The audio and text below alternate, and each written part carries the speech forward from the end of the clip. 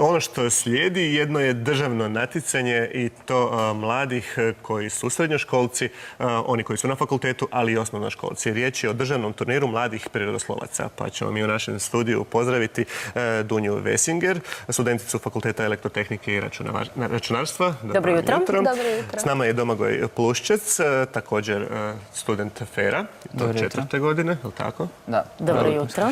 I jedan srednjoškolac, učenik gimnazije iz Karlovca, Luka Mikšić. Luka, dobro jutro. Dobro jutro. Dobro jutro. Luka nam je najdalje skoro, pa moramo mahati. Dunja, koji je povod za održavanje ovakvog državnog natjecanja? Pa, državni turnir mladih prirodoslovaca smo u stvari započeli zato što su nas iz međunarodne organizacije koja organizira međunarodni turnir mladih prirodoslovaca, u stvari kao Hrvatsku koja je sudjelovala na njihovim drugim projektima, pozvali da sastavimo ekipu za njihova natjecanja. Pa smo kao jednu državnu selekciju za ekipu za natjecanje za ovaj turnir odlučili osnovati državni turnir. Ovo je već 4. godina. Ovo je već 4. godina kako ga održavamo. Vi kakvi su dojmovi za sad? Pa mi smo jako zadovoljni. Moram priznati da iz godine u godinu primjećujemo kako dobivamo sve bolju kvalitetu radova učenika koji se prijavljuju i da oni postaju sve bolji. I također je natjecanje od kad je započelo jako poraslo i danas već imamo učenike iz cijele Hrvatske koji se prijavljuju na njega. Tako da smo kao organizatori jako zadovoljni, a kao sudionike mislim da će to bolje odgovoriti Luka. Luka, odgovori nam. Ono što mi je interesantno, evo morate mi malo pojasniti, dakle riječ je o eksperimentalnom natjecanju iz prirodnih znanosti. Ono što piše u vašem programu, na turniru učenici pokazuju sposobnost rješavanja složenih problema te prezentacije rješenja kroz raspravu. Problemi su otvoreni, povezani s pojavama iz svakodnevnog okruženja, često bez poznatog konačnog rješenja. Znači, međunarodna organizacija definira 17 problema koje učenici trebaju riješiti. Na državnoj razini svaki učenik treba riješiti svoj jedan odabrani problem samostalno. Možemo čuti neki primjer. Pa evo, Luka, možeš reći svoj možda.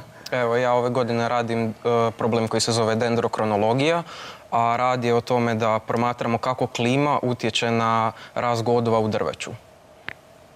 Ostali smo bez teksta. Dobro. Dendrologija. Dobro. I tražimo neko rješenje, dakle, iz postavljenog pitanja. Tako je. Što se konkretno, evo, dakle, tražilo od tebe? Dakle, od mene se tražilo da ja nađem kako zapravo klima utječe na godove, dakle, da li su godovi duži ako je klima neke vrste ili su kraći.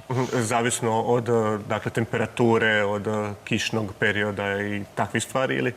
Da, najviše ovisi o temperaturi i o kiši, ali ovisi i o nekim drugim stvarima kao nagib tla na kojem je drvo ili o Znači jako puno parametara koje se moraju upotrijebiti. Gdje se sve to može naučiti, saznati? Kako je, evo, primjerice, rekli ste nam da je Luka već prošle godine kao osnovnoškolac sudjelovao na ovom natjecanju. Tako je. Najveća ideja ovog natjecanja je da učenici sami pokušaju istražiti tu pojavu.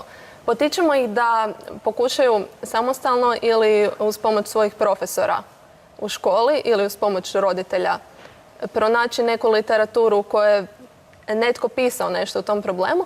Jako često problemi nisu već prije unaprijed riješeni kao takvi kakvi jesu, nego oni doista moraju sami osmisliti neki eksperiment u kojem bi se moglo pokazati što se dešava i iz tog eksperimenta izvući neke zaključke. Čini mi se prilično komplicirano, poput malih diplomskih radova u stvari su ovakvi zadaci. Pa ne možeš tek tako doći na ovaj turnir. Ne, svaka čast. Organizator svega je Istraživački centar mladih.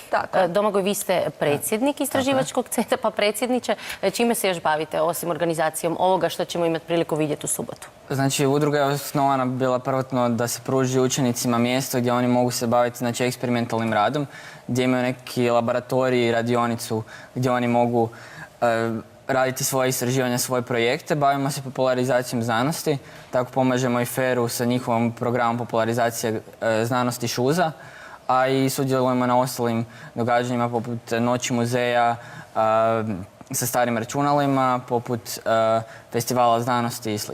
Mislite li da je znanost malo zapostavljena kad joj treba ta popularizacija tolika ili?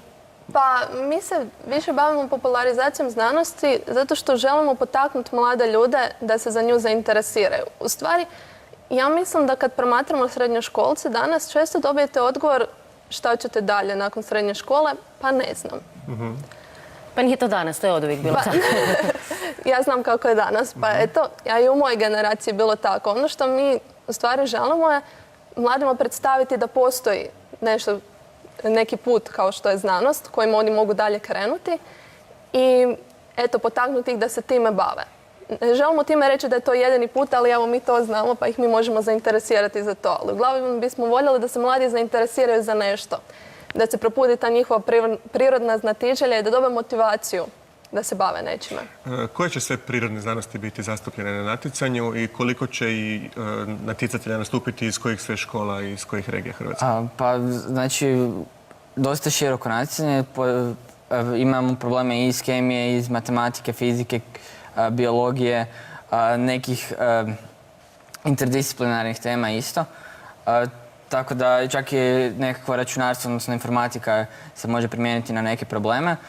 Imamo učenike iz čitave Hrvatske, evo sad ovako na pamet, znači imamo iz Požege, Zagreba, Varaždina, Krapine, Koprivnice. Koliko osnovnoškolaca? Znači, na državni turnir smo ove godine pozvali 12 učenika, od toga je 3 osnovnoškolaca, 3 učenika strukovnih škola, a 6 gimnazijalaca. Najbolji će dobiti sjajnu priliku otići na međunarodni turnir u Tbilisi, dakle u Gruziju. Kako se odabiru najbolji? Znači, najprije svi učenici riješe jedan od problema koji su odabrali i pošalju nama svoj seminarski rad na tu temu.